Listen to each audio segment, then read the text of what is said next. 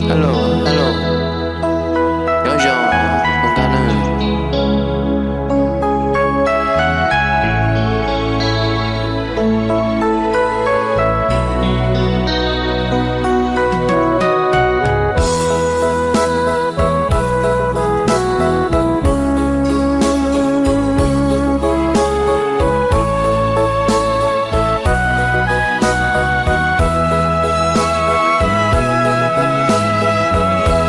Tròn dài chuông tiền lâu đông đua xóa.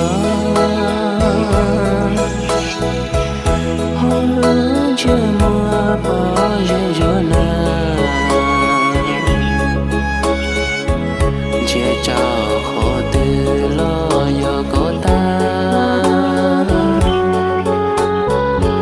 Cô gái mua xa trên cho con. Cô cho kẻ lừa dối tù mò. Nó lỡ rồi rồi tuổi.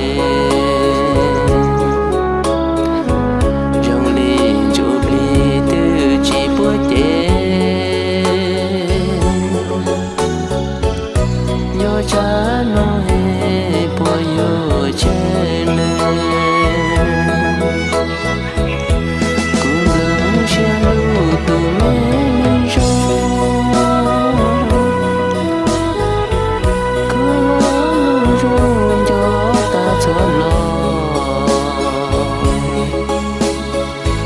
Lưu xưa là gì hay tao mong. Cứ nhớ chỉ lo đưa xa. Yon cho cha nói chế cơ tua mu.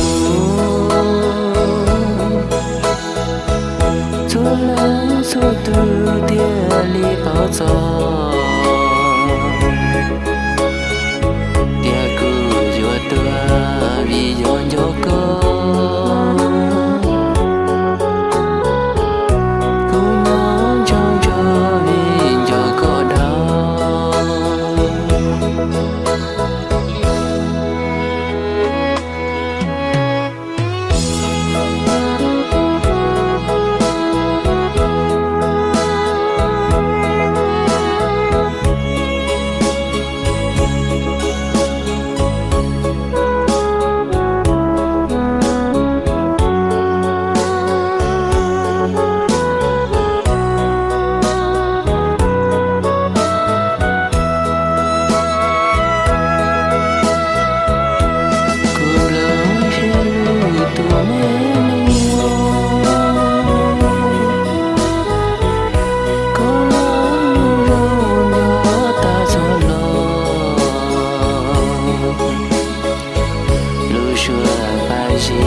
Hãy tao mong